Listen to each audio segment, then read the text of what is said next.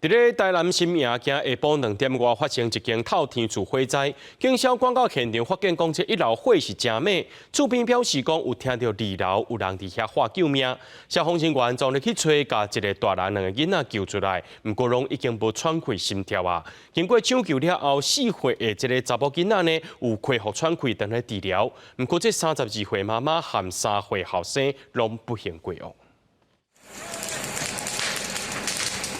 大火一直烧，高烟的一直冲出来。台南市新营区中正路25下晡2点外发生徛过火烧厝，消防队出动21台水车，38人来到现场了后，赶紧来拍火。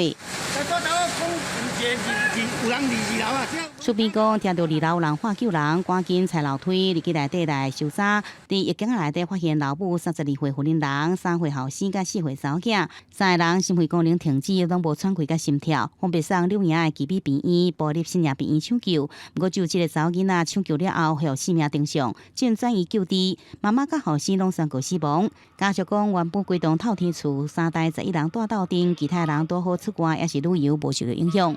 救出来的时候，他是身上是没有穿衣服的，他们判定可能是在洗澡，对，所以他可能一刚开始如果有察觉的时候，他可能也没有办法马上出来这样子。 火拍熄了后，规间厝拢烧甲乌麻麻、臭火焦。警消初步研判，导火所在伫1楼的客厅，拖烧到2楼头前的房间，烧掉大约30平方公尺。不过确切原因也等待火灾调查科来调查。